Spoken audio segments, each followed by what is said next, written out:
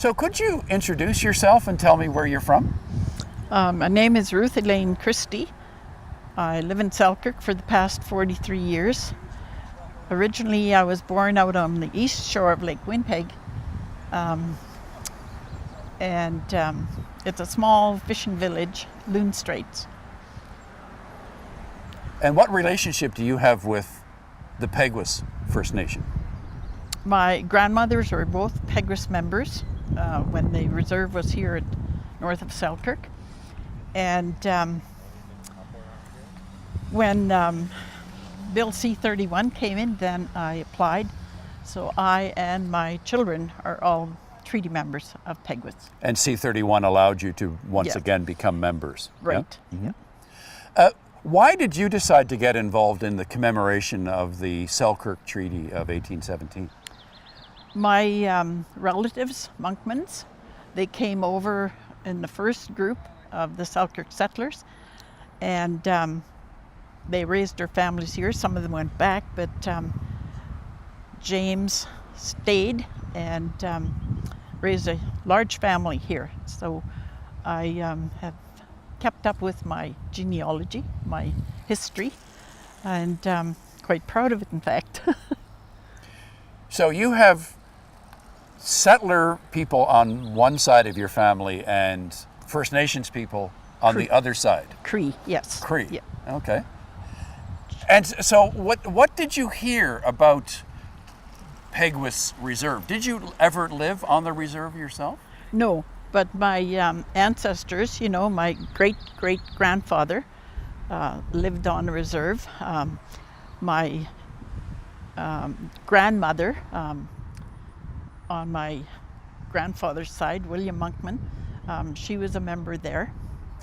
And I love history, and so I know a lot of the ancestors here in Manitoba. Mm-hmm. Now we're standing on the site where the treaty was signed in 1817 here at Fort Douglas Park. What's the significance for you of this treaty itself, signed almost 200 years ago? Well, I like the connection, because Chief Peguis, when there was 3 times that the Selkirk settlers had to flee, and Peguis didn't hesitate to help. Yeah. Mm-hmm. And so what's your feeling now as the committee working to organize this is pulling things together? How are you feeling as you look ahead to that week in late July? I'm excited about it, and I hope other people will be too. It's just that, for so many years, our people, my people, we didn't tell our stories. Other people told our stories. And now we're coming into the light. We are telling our own stories. And with the Truth and Reconciliation, I think the younger generation will have better opportunity to learn and maybe seek out their roots too. Mm-hmm. What do you know about Peguis as a person? Well, I know that he was not wanting to get involved, with some of the political stuff that was going on. He was peaceful, and I think that just reading the records, of what he's done for his people, the negotiations, even in Treaty 1, I think he was not only a friend to the Europeans, but he was worked with our people as well. A noble friend. Well, there's a book. In fact, I got the book from you earlier today, and it's called A Noble Friend, right? Yes, yes, yeah.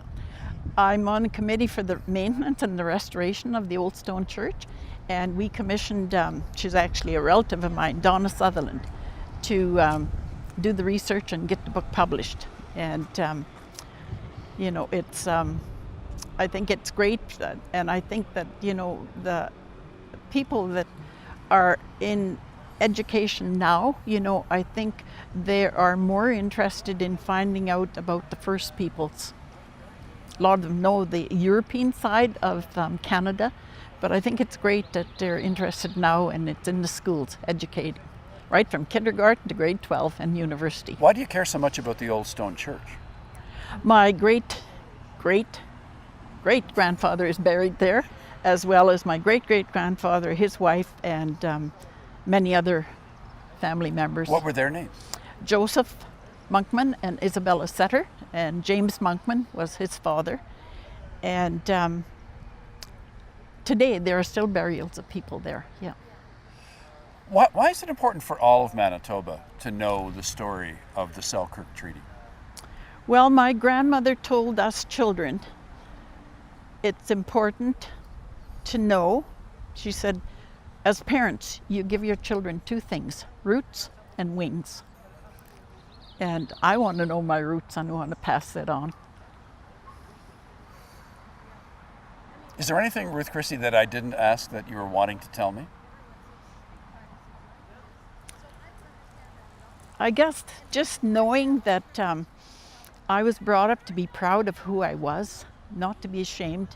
And now with, all the things that's coming through now, and of course they have all kinds of technology to spread that, we learned our history through oral stories.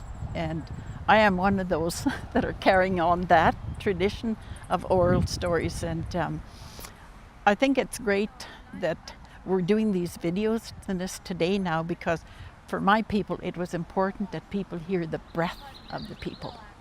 So I'm pleased to be here and partaking in this today. I'm so glad you were ready to do it. Thank you. Thank you. All right. Thank you. Bye for now. Bye.